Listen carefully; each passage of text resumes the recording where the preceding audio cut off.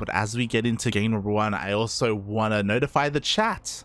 The predictions are going to be open. Place your bets on who you think is going to be the champion tonight. Let's go. Gamble, gamble, gamble, gamble. I'm looking at you, Chase. Put every point that you have down. Double or nothing. Let's go. Oh my god. Not like this, puppy. Not like this. I'm just setting it up. There we go. Grand finals. From hearing this message, you have 3 minutes to place your bets. Yeah, 3 minutes is all you have. But spawning in the top right-hand corner of the map, coming into this best of 5 with some convincing victories over the likes of Cure. This is our Red Zerg, currently teamless. This is Solar.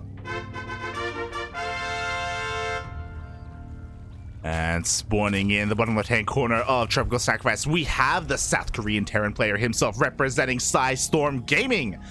It is GuMiho. Oh my god. And he's at full power. He's at... We have confirmation. He is the strongest he has ever been. The towel is out. Not just one. He's got 2 towels. He's double fisting them right now on his mouse and keyboard. The sweat is insane. There's towels everywhere. He can barely hold the keyboard. There's towels everywhere, Pop. He's just covered in towels. Towels on the screen. Doesn't need it, mate. He's in the Matrix. He can feel it. He can feel the game. He can feel the game, but can he feel this opener? Because for the first time this entire tournament, this entire broadcast, Solar opened up with a pool first. Yeah, something a little bit different coming out from Solar. Maybe knowing the caliber of Terran that he's up against and knowing the tendencies of GuMiho to go for some more aggressive, some more wild, unpredictable plays, he is looking to take the initiative.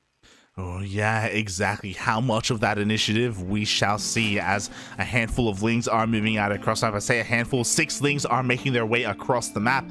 And GuMiho, I'm curious as he skips his Reaper. Yeah, I'm going to be honest, I've never seen this before. Doesn't go for a Marine, doesn't go for a Reaper, doesn't go for a Reactor. Literally just goes straight for the factory. Doesn't make any unit to start off with. And I wonder if Solar anticipated something like this, because sending 6 Lings straight across the map, if he knew that this is what GuMiho was doing, this is the perfect response. Yeah, I don't know if you know, but like there was a pause when before I said without a Reaper, because I was actually in shock that there was nothing. Like that he skipped his Marine as well. I was like, what is happening right now? Like, this isn't normal, and he's being punished for it. The Lings are gonna rock up, but how good is the Migrant here? He does pick up 1, 2, almost 2 SCVs. Yeah, but 2 SCVs for this opening from Solar, just committing to the 6 Lings, even getting the extra mining time of those 4 other SCVs. This is going to be really nice for him.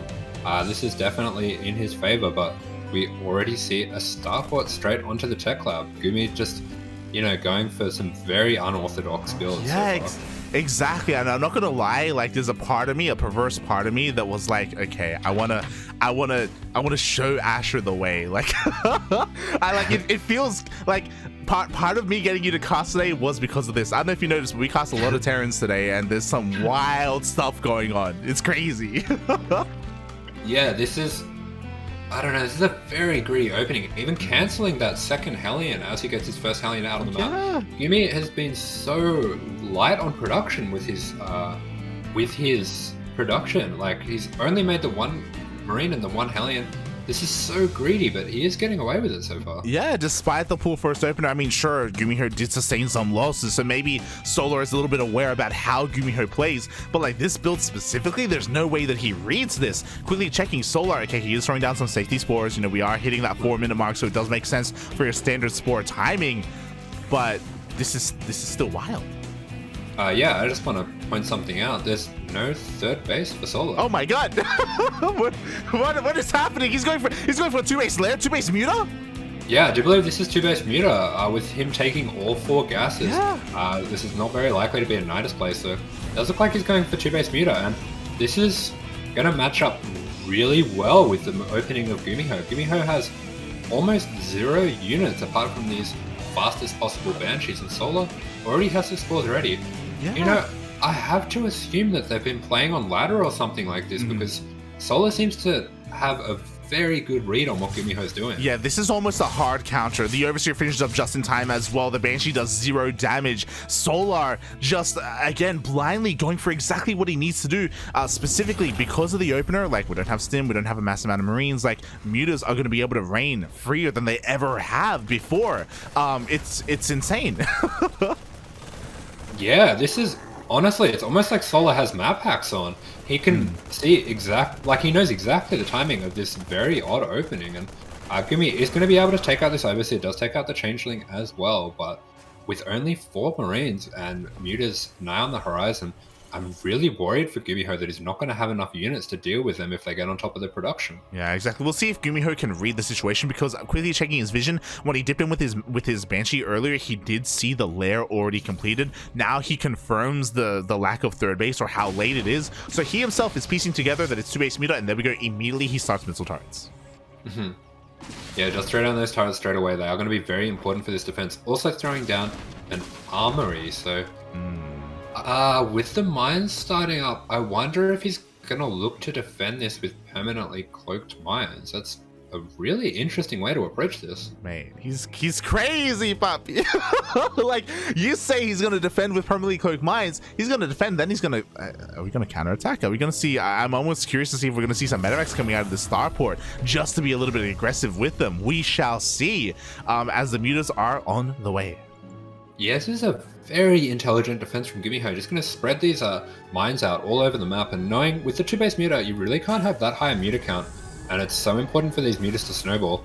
If he can pick off 1 or 2 mutas here and there, which he will do straight away, this is going to be very useful for him, and these mines can't be picked off after they're fired. Yeah, they cannot be picked off. Meanwhile, it looks like 1 reactor is going to go down here in the main base. It's looking to try and deal a little bit more damage, but another mine shot goes off. Yeah, these mines, honestly, this is just really genius game planning from GuMiho. Yeah. Thinking ahead so far on how he needs to do this defense. And you can see, even with such a small unit count, he is doing such a great job deflecting this.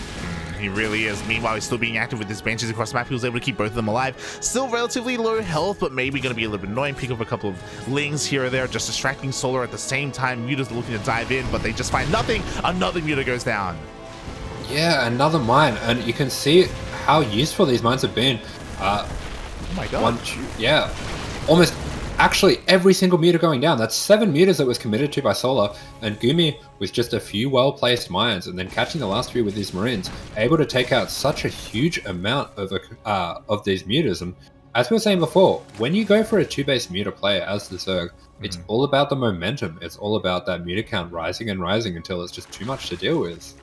Yeah, exactly. It's all about that muta count snowballing, and we see none of that made as it just gets completely shut down. GuMiho also confirms that we still have a commitment into mutas, that Solar isn't trying to transition or adapt his play in any way. He's still committed to Lingbane muta, and we'll see how he does, because you know what? GuMiho, those defensive mines, now they're offensive mines. Mate, this GuMiho production tab is giving me life. This is one of the strangest things I've ever seen. We have combat shields and +2 attack being researched at the same time. Oh my god. Yeah, just such an offbeat player, but we can see he knows the ins and outs of his play so well, and is able to read the situation and adapt in an instant. Yeah, exactly. Meanwhile, the mutas, they go across the map. There are a handful of reinforcements. Not too many Marines, though, so they have to be careful. Mine is still here, by the way. Oof. Yeah, just to manage to avoid that mine, and is able to pick off all the SCVs that are building the production and the extra CCs. So this is quite a hiccup for GuMiho. It does force him to pull back his army, but I do like the position that he has in this game. Yeah, you know, economically he's still looking quite strong as well. He's taking his 4th base here on location. +2 is on the way. Combat shields did just finish up, despite how delayed it was. Again, as you were saying, like, it's so, like, it's very methodical. It's very thought out. It's unusual, don't get me wrong, but like, it all makes sense. It all comes together here in the end for GuMiho. And now here we go. He's pushing out. Solar just hasn't been able to really make use of these mutas. Yeah, and we have been lauding Solar for his creep spread throughout these games, but with such a weird opening, Yeah. it does look like he has been thrown off quite a lot, and maybe a little bit of a lower queen count as well. That one mine taking out those 2 queens, mis-rallying a little bit. Yeah, it was a lower queen count because of the 2 AC meter, because of the faster layer, because of the delayed third base, and even with the death of these meters, quickly checking, we only have injecting queens. We have 4 queens right now. We just don't have enough energy to spare to actually get the creep going. Yeah, this is one of the advantages of being a very stylistic player like GuMiho is you can throw your opponent into the kind of game that they're not necessarily either used to or wanting to play. Yeah, exactly. Meanwhile, we have the cancelled 4th base here. Sorry, 5th base towards the bottom right-hand corner of the map. The Mutas, they all dive into the main base. Repairs just in time to keep the turret alive. Yeah, clutch on those repairs, does start to take out some of these mutas. Does lose 10 SCVs for his troubles, so it's not without cost to himself, but he has bought himself enough time to get his Marines in. Oh, he has bought enough time. Solo was at least able to establish a 5th base here towards the right, towards the top side of the map. At least he's trying to get it up and running. Ooh. Yeah, he is able to evacuate those mutas without too much of a loss, despite GuMiho's efforts to surround those and cut those off. So good play from Solar, managing to get a lot of value out of these mutas despite the poor start. And this game is starting to look a little bit more even. Yeah, it is. Another creeping queen does go down, though. There's a lot of Ling Bane, but not that much creep to really work with here for Solar. GuMiho trying to rotate around, trying to find another way up this ramp. In the end, trying to even catch some of these mutas. Does get 2. Does get 1. Yeah, really good job with the positioning is just all over Solar, making it really difficult for him to properly split up his army and to be able to anticipate where the attack is going to come from. But this is a huge force of Banelings from Solar that he's using here. Drags the mine shot onto the Marauder there, but he's going to go for the attack now. Yeah, he pulls the trigger. He's going to go for it. But, you know, a lot of these Banelings, they connect with Marauders, not with Marines. So GuMiho is going to be able to push on forward. +3 is on the way behind this Alan. Last handful of Banelings are going to try and roll it in, but they don't find the best connections. Yeah, beautiful army control coming out there from GuMiho. Does just kind of make a big cut for all the Banes to pour in through the middle and surrounds them, takes them out. But Solar is going to have just enough to push this back. Yeah, just enough. Solar does hold on in the end. GuMiho forced to retreat, forced to back on up. Ooh, forced to wait for his upgrades to kick in, and yeah, Solar, that was a scary moment, not gonna lie. But he did end up losing quite a bit there. He lost a lot of his queens, and again, the creep, it's just non-existent. Yeah, non-existent creep, only just getting the 5th base up now, and he did commit very heavily to Banelings in that fight, so that was all of his gas that he spent. And if we have a look at the gas bank now for Solar, it is non-existent. He doesn't have enough to morph in more Banelings, and that means that this push is that much more scary. It is, but you know what? Solar, in the face of fear, he goes for another massive Ling run by here. Doesn't have them at home to defend. Actually doesn't get too many SCV kills, but does force a response. Thankfully for GuMiho, he did have enough reinforcements here to clean this up. Yeah, and that gives Solar enough time to build up that gas bank a little bit, and we do see 20 Banes morphing in. He's bought himself enough time to find his defense for this push, and he will be able to stay in this game for now. Oh yeah, exactly. But you know what? Half of those Banes are being morphed in across the map. Instead, he's going for a bit of a Bane run by. Instead, he crushes through the depots, and he gets into the middle line, getting 8 SCVs, but at the same time, the main push is still going on. Yeah, I've got to say, for 8 SCVs and for the depots, I'm not sure if that's a good enough trade for Solar in this situation. This army that's pressing into his natural now after taking out that 4th is very scary. Yeah, exactly. And Solar, he's aware of that. He goes for another massive run by, but the reinforcements are back at home. The run by does nothing. The mutas do nothing. They're forced to respect this. They're forced to turn around. But Solar, throughout all this, he has been taking up. We have the Hive. We have Ultras and Kindness fighting on the way. Yeah, we do have the Ultras, but at the same time, a little bit different to what we saw previously in that game with Cure, because GuMiho has not been in such an all-in position. He has managed to get a very healthy Marauder count up, and those Marauders are going to help so much in dealing with these Ultras. Yeah, exactly. I was going to bring that up as well. Like, GuMiho is already kind of set up for an Ultra transition. You know, his army can contend with it in low numbers. Speaking of low numbers, here we go. Solar is pulling the trigger once again.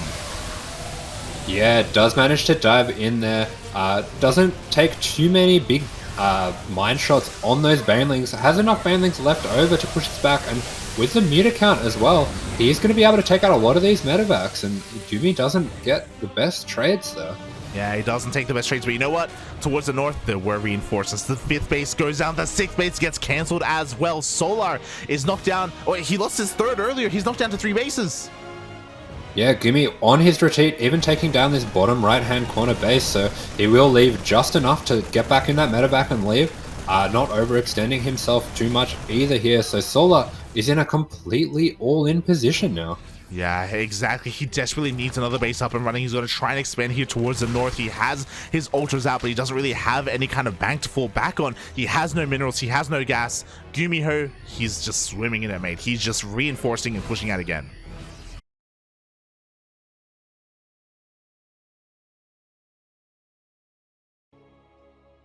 And welcome back, everybody. I apologize for the stream going down. Feels Australian internet, man. It means that we missed out entirely on game number 2, but at least we are able to get into game 3 and the rest of the series as we are tied up 1-1. Yeah, we are back, and thank you for everyone who's stuck around, who's still here. We do have this 3rd game coming in with the scores neck and neck 1-1, so into the fresh best of 3.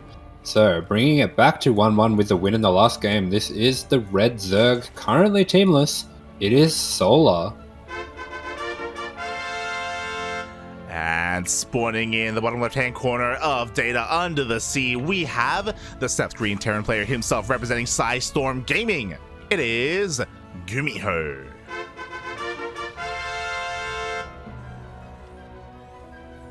Yeah, so shout out to Steadfast. Did just catch the end of that last game on his stream. So it looks like GuMi in that last game went for a very wild build, went for a CC first 2-on-1 into mech, back into bio, and Solar with his very nice defense of the 2-on-1 managed to get a lead, go into Hydraling Bane, and killed GuMiho in his transition with a Baneling Hydra attack. So that's how we find ourselves in game 2. Yeah, bearing in mind that GuMiho's 2-on-1 build was also like very committed with a Hellbat push behind it as well, so there was more onus on him to deal damage, and he honestly didn't. I don't think he got a single drone or even a queen actually when it came to that push on Moondance. So yeah, it was a bit of an uphill battle from there, and we'll see where things go from here. You also kind of glossed over it. GuMiho was switching from mech to bio after BC. It was crazy. Yeah, it kind of sounds like we're making stuff up, but I'm going to be like, there was mech, there was bio upgrades, there was Raxes and factories, there was BCs, there was Yamato. It kind of got everything, and he just died to the bush. But it's very interesting. Would have been very cool to see how it would have played out if it went a little bit longer. But meanwhile, heading into this 3rd game, we have a bit of an odd opening from GuMiho. This is something that he was playing around with quite a lot when he first came back from the military. He's gone for an 18 gas, so delayed his gas from the usual 17 gas. So it does mean that his gas is quite delayed, and he has had to go for Marines instead of the usual Reaper start. But it does also mean that he can get his 2nd CC a little bit earlier than usual. Yeah, interesting. It's one of those things where I don't know if soon we're gonna have to stop saying like he's going for a weird opener, and we're gonna start saying like he's going for a standard GuMiho opener, like which means that it's crazy, like, because he's done anything but standard so far this series. I guess the closest was last game, I guess, to be fair, but that wasn't on our stream, so it doesn't count. It's fine. Don't worry about it.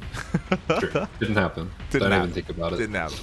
Yeah, but this one, kind of a mixture between, or somewhere between your standard 2cc opening and a CC first, so a little bit more economic, a little bit more of a delay on the tech, but we have already seen from GuMiho that he is happy just to have this ragtag combination of units, and he does send out the 1 Hellion for a scout, and he will be starting up a medevac. Yeah, interesting. I thought we were going to see an add-on switch, and we are seeing an add-on switch, but not before we're getting that medevac up and running here for a bit of a Marine drop. Oh my god. The Hellion just confirming, okay, we do have a third base being thrown down. We have seen Solo go 2 base Muta already in this series, so at least GuMiho is well aware of that. But yeah, interesting drop. Yeah, so this is just going to be a fast 8 Marine drop. He's going to send it out early so the medevac can meet up with it in the middle of the map and send that drop out. And behind this, he's going into a very fast 3 racks off 2 base. So this is a very aggressive opener coming out from Gumi. We also see a reactor starting up on that starport, so that does signify that he will be going for medevacs with this as well. So I would expect to see a very strong push around the 630 mark. Yeah, exactly. And we'll see if Solar can catch wind of this when it does come around. Meanwhile, that first drop was able to clean up an Overlord. So far, looks like he could maybe even pick away at a second. But yeah, Solar's already in position here. These Marines shouldn't do too much damage. But with the micro of GuMiho, he shouldn't lose any of these Marines. Yeah, it does manage to just trade off very slightly with those links, just keeping an eye on the unit count of Solar, keeping him a little bit busy as well while he takes his third on location. Oh, yeah, it is here on location. I quickly checking the vision of Solar. He hasn't seen this yet, but with this spotter Ling, he should be able to get eyes on this at some point. He's already going for a double Evo. Chambers is laying his Baneling nest here, being a little bit greedy, but as we can see, I mean, we don't really need the prioritization of that Baneling nest, as GuMiho is getting ready for more medevacs, for more aggression. Yeah, I do think this 1-1 timing on these links should time out quite nicely with the push, unless Gumi does choose to push out now, which he does look like he's going to send out his drop straight away. This is a very stylistic thing that GuMiho does, kind of having defense through offense. He has almost nothing at home to defend his on-location third, but through his aggression, he does create that space for himself to go for that. Yeah, and we'll see what he can do with this as he meets up with the rest of his army, with the rest of these Marines. Stim is done, by the way. We're only working with Stim. Combat Shield's still barely just starting. GuMiho just going to be clearing up a little bit of creep. Could even pick off a couple of Queens if Solar isn't too careful. Yeah, it does stim one half of the army, then the other half he's going to start to jump onto these Queens a little bit, but Solar definitely has enough links. It does look like that was a kill, not a cancel. Yeah, a little bit surprising there. Solar slipping up a little bit, maybe just panicking a little bit because of how aggressive GuMiho is being, but this already becomes well worth it. Yeah, absolutely, and GuMiho forcing out so many units from Solar at the same time, so he is able to keep this game in a low eco, in a bit of a weird state, but Solar looking like he's starting to set up a surround on these units. Yeah, exactly. Here we go. He comes in from the south, goes for that full surround. We are going to be able to pick up just in time. Hellion goes down, but the majority of the Marines have been able to survive. I say the majority, looking at the units lost tab, every single Marine. Yeah, GuMiho being very sparing with his attacks, not overcommitting at all, just taking whatever damage presents itself and establishing that third base back at home behind this. Exactly, it's not fully up and running. Meanwhile, Queen goes down. We do see a medevac does get focused down towards the end there, so finally GuMiho is going to be forced all the way back, but again, with minimal losses. Yeah, at the same time, we do see that 1-1 finishing up for Solar now, so he will have a little bit of an upgrade advantage, and we do see him immediately starting up that 2-2, so heading into this mid-game, Solar is going to have a small timing where his upgrades are significantly ahead of those of GuMiho, but GuMiho continuing to be aggressive out on the map. Yeah, he's just reinforcing his push. Solar is getting ready for a bit of a run by here. What do we have at home to defend? We have a handful of Marines. We have a tank as well. Tank is looking a little bit exposed, not gonna lie. There is thankfully a tank on the high ground though. The Lings are trying to force their way into the natural. Yeah, these Lings jumping straight up on this bio, they are going to be able to take out that tank. They are going to be able to take out a little bit of the bio. So GuMiho being punished a little bit for his greed with his move outs, but in the end, not too bad. Doesn't lose any SCVs. That's the important thing. Yeah, exactly. Only lost really a tank more than anything. Meanwhile, because of this tank position here at the fourth base location, GuMiho is applying that much more pressure. The hatchery is already sustaining a lot of damage. Queens are trying to push on forward. They don't have enough energy for another. They have maybe one more chance to use it. The hatchery is going down. Yeah, this is a feature of this map that we have been seeing a lot from Terrans. This tank spot is very difficult to deal with. It's quite an abusable tank spot on this map, so does manage to leverage that position to take down this base. Even takes down a few overlords, so GuMiho doing a fantastic job with these drops. Definitely, he takes down overlords, he takes down queens as well. Meanwhile, we have a double drop here towards us to have to take down the base. He doesn't go for the base, he goes to the workers instead. Yeah, this is something we were talking about before the start of this series, that GuMiho, on top of having his crazy wild openings, he's a very strong multitask player, and even just with a standard bio setup, we can see how much he can get done. Yeah, exactly. Base goes down, 13 drones go down, as well as a bunch of creep. He was able to target down 2-3 queens earlier with his push, and Solar is really struggling to get his economy back up and running. His drone count is still at 69. Nice, but less than his opponent, less than the Terran. Yeah, we can really see that the way that GuMiho used that initial 3 medevac push to force out so many units from Solar is having a trickle-down effect. Yeah, just manages to pick that up before disaster, but he is managing to get himself ahead economically from his aggression. Yeah, he really is. Finally, the tank goes down here towards the north. Finally, towards the bottom right-hand base, we do have Solar saturating these bases, so he is starting to slowly stabilize. Despite the fact that he has been losing queens and a lot of creep, in the center of the map, the creep has been going a little bit uncontested, so there are still things going in favor here of Solar, as GuMiho is rerouting here and rotating towards the south. Yeah, I did want to mention that despite the queens having to be used so heavily for the defenses, he has managed to use what little creep tumors he has to spread. We did see earlier in his other games, Solar does prefer to have a very dense amount of creep tumors, throwing down lots and lots of creep tumors, making it very hard to clear out, but he has made the best of what he has here. Yeah, exactly. He's still able to have some presence on the map. Meanwhile, drop here towards the north is going to distract Solar a little bit. Not really designed to do too much damage, but again, just keep the attention of Solar here while GuMiho gets ready towards the south. Another double drop going to be reinforcing that northern force. Yeah, absolutely, and we do have the 2-2 of GuMiho finishing up, so that advantage in the upgrades that we did see Solar enjoying earlier on in the game has been negated now. Both players on 2-2, and this will be a timing for GuMiho to be a bit more aggressive, but Solar getting some nice trades here. Yeah, decent Bailey connections there on the Bio Army. GuMiho's Bio Force being cut in half, essentially. But at the same time, we have a double drop here in the natural base. And Solar, he can't really respond to this. He's trying to... Ugh. Yes, so much damage being done. Really nice focusing down of the Banelings there. And this multitask from GuMiho has been fantastic. Solar does manage to evacuate the base before too many drones can go down, but GuMiho is everywhere. Yeah, exactly. The drop here in the natural still hasn't been cleaned up, still focusing down as many drones as possible. Target firing the drones actually. Oh my god, this is getting a little bit out of hand. Yeah, this is absolutely getting out of hand. The Viper's just popping now, but there's so much going on the map. Solar is going to have to be very quick to get as much energy as he can into those before the next push arrives. Oh god, exactly. And even then, it may not be enough. The Viper's just slowly gathering up that energy here at the natural base. The drop is still active in the top right-hand corner of the map. Solar going to be dropping another base. Thankfully, he's double expanding here towards the top left, and GuMiho isn't really focusing there, so he has an opportunity to get his economy going. But what about this push? He's got a lot of Ling Bane, to be fair. Yeah, but the supply doesn't lie. There's a significant advantage here for GuMiho. Even has a very nice bank behind this. Solar has no bank to speak of, so if GuMiho can use the tanks to focus down the Banelings, that's going to be huge for this fight. Some nice blinding clouds taking out the front tanks, though. Yeah, the blinding clouds do come in clutch, but at the same time, we have a drop here at the third base and at the natural. It looks like there weren't enough Marines here to really make use of, so Solar ends up defending on all fronts just barely. But as you were pointing out before, as we've all seen, the economy of Solar has been crippled, and because of that, he can't keep up with the production of GuMiho. Yeah, I mean, Solar's got his 3-3 upgrades coming in, he's got his Lurker upgrades coming in, but I'm not sure if he can afford all this. He's absolutely spent on minerals, and the pushes from GuMiho are not stopping. They are not stopping. We do have a clutch blinding cloud there to try and hold on. A Viper was focused down by those Marines, but there's just barely any Ling Bane. There are no Lurkers, there's barely any Hydras. Like, Solar cannot keep up with all of this. He's going to try and hold on one last push, but it's just not working.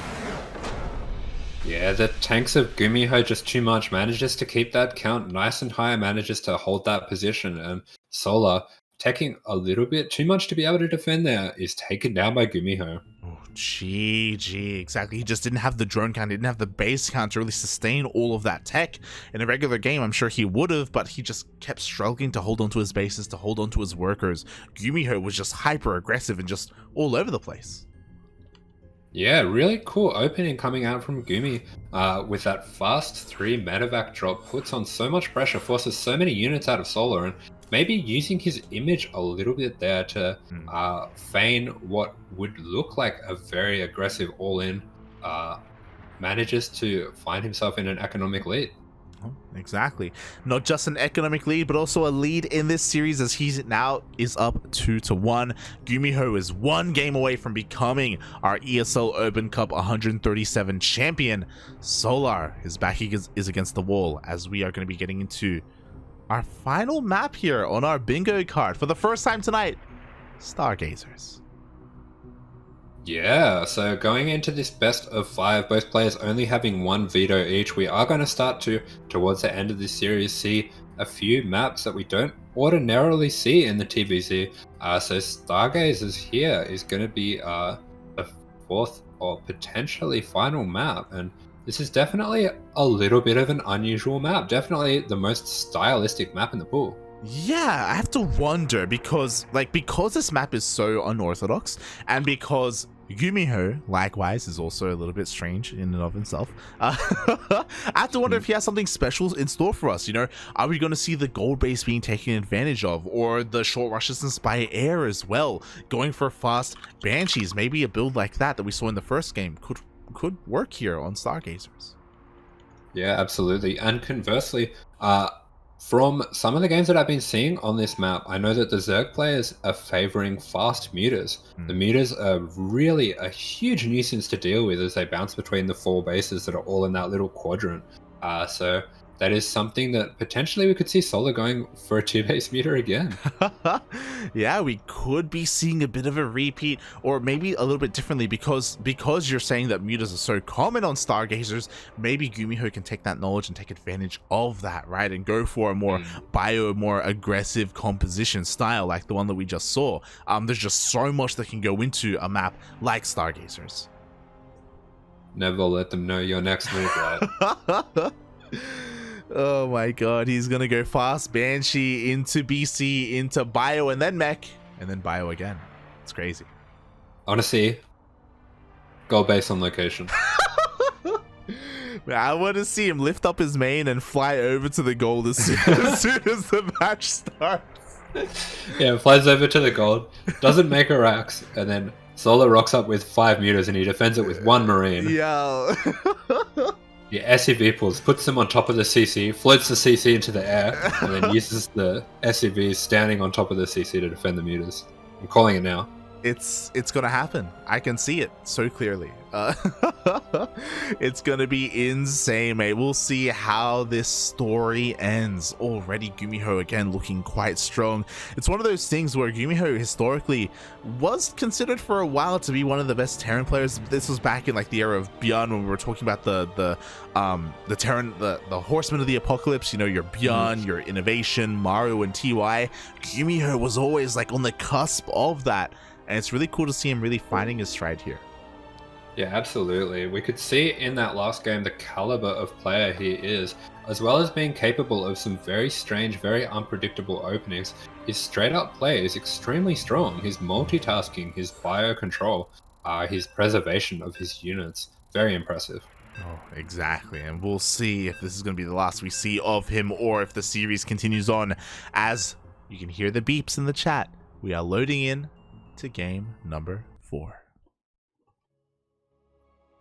Yes, game number 4 on Stargazers. This is a map that has a lot of potential for some slightly strange strategies, for some out-of-the-box play, and we do have 2 players who are specialists in that field. So, starting in the top left-hand corner, spawning in this time as the Blue Zerg, it is our South Korean player, currently teamless.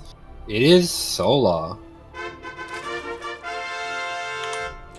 And spawning in the top right hand corner of Stargazers, we have the South Korean Terran player himself, representing Storm Gaming, leading this series 2-1 and salivating at the mouth at the chance of getting that on-side gaming jersey. It is GuMiho.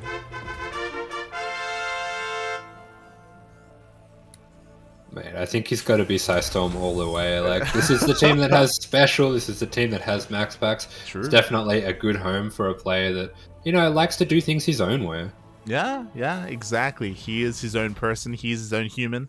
And and just like that, you know, sometimes we can be looking at him and being like, the hell, he's crazy. What is he doing? This doesn't make any sense. It's inefficient. It doesn't work.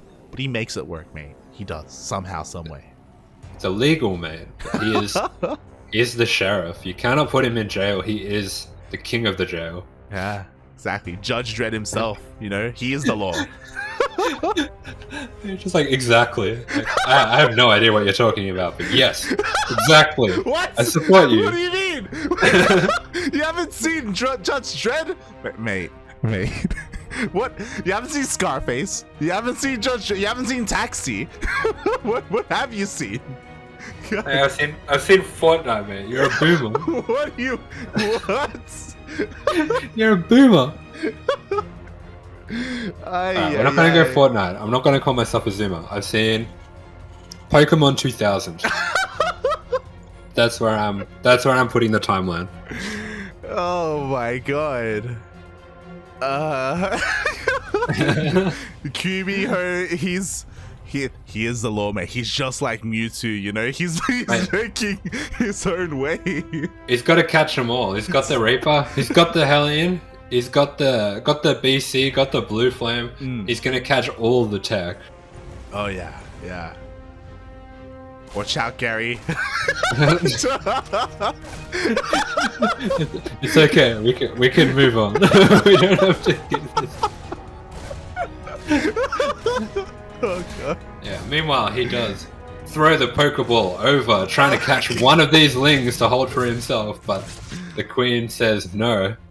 This Pokemon is not injured yet. Yeah, and just like Pikachu in that episode of Pokemon, when he stood off one against many against the flock of Spearow. What I'm shocked by is that he went Reaper first this game. Like he's opening up relatively standard compared to what we've seen before. Yeah, actually, all in all, apart from a slight delay on his Starport to get the earlier gas, this is a completely standard 3cc. He did opt for a no scout, but started that extra marine just to be safe. Cancels it when he sees nothing dangerous coming his way, and does confirm the third base as well. So we are seeing what kind of looks like a completely standard 3cc Banshee so far, but the Starport is a little bit far away from the racks from that. Do you think we're going to be seeing BCs? Yeah, it is a little bit far away, so we're not going to be seeing an add-on swap. You don't typically need them if you are going BC. There is the Fusion Core, as if on cue in the natural. He is going for the BC, and Solar is not going to see this. Yeah, it does manage to hide that in a very unpredictable place. Oh, and I love this. He's faking the upgrade on the rack, so this could look... Well, he is going to see the Marine Pulse, so it does look like Stim. This looks like an aggressive play with a Stim timing, maybe even a Stim Hellbat timing. Exactly. So Solar is being fed so much misinformation right now. We just see the